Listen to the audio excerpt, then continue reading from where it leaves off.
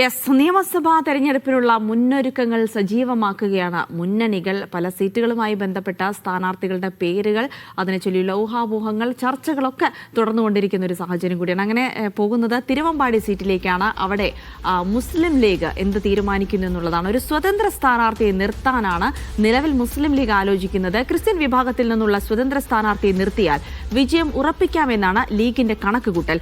പാർട്ടിയുമായി അകലം പാലിക്കുന്ന CPM നേതാവും മറ്റൊരാളും പരിഗണനയിലുണ്ടെന്നുമുള്ള സൂചനകൾ വരുന്നു. തിരുവമ്പാടി സീറ്റ് മുസ്ലിം ലീഗ് സീറ്റായി തന്നെ നിലനിർത്തുന്നതാണ് നല്ലതെന്നും UDFന്റെ വിലയിരുത്തലുണ്ട്.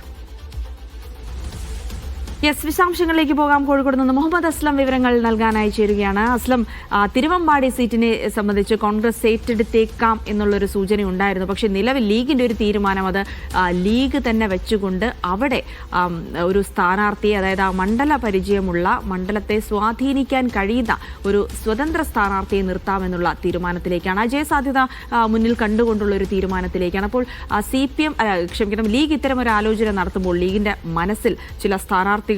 അത്തരത്തിലുള്ള ഏതെങ്കിലും പേരുകൾ ഈ സമയത്ത് പ്രചരിക്കുന്നുണ്ടോ? ഇപ്പോൾ ഈ തിരുവമ്പാടി സീറ്റുമായി ബന്ധപ്പെട്ട് എന്തൊക്കെ ആലോചനകൾ ലീഗിനകത്ത് നടക്കുന്നു?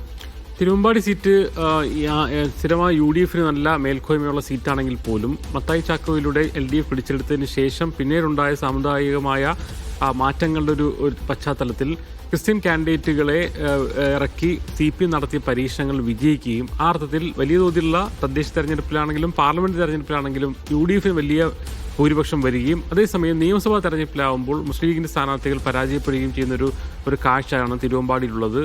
അതുകൊണ്ട് തന്നെ അവിടെ ഒരു മാറ്റം, ഏതെങ്കിലും തരത്തിലുള്ള ഒരു മാറ്റത്തെക്കുറിച്ചുള്ള ആലോചനകൾ ഉണ്ടായിരുന്നു. കോൺഗ്രസ് ആ സീറ്റ് ഏറ്റെടുക്കുമെന്നും Malappuram DC president V. Joy വരുമെന്നൊക്കെ ഒരു ഘട്ടത്തിൽ ചർച്ചകളുണ്ടായിരുന്നു.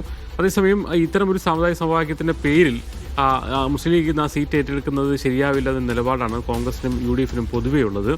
അതുകൊണ്ട് തന്നെ മുസ്ലിം ലീഗ് മത്സരിക്കുകയും നിലവിലെ സാഹചര്യത്തിൽ തദ്ദേശ തെരഞ്ഞെടുപ്പിലൊക്കെ തന്നെ മുക്കം മുനിസിപ്പാലിറ്റിയും കാരശ്ശേരി പഞ്ചായത്തും മാറ്റി നിർത്തി കഴിഞ്ഞാൽ ബാക്കി പഞ്ചായത്തുകളൊക്കെ തന്നെയും UDF വിജയിച്ചിട്ടുണ്ട്. 2 ജില്ലാ പഞ്ചായത്ത് ഡിവിഷനും കാരശ്ശേരിയും തിരുവമ്പാടിയും UDF ആണ് നല്ല ഭൂരിപക്ഷത്തിൽ വിജയിച്ചത്.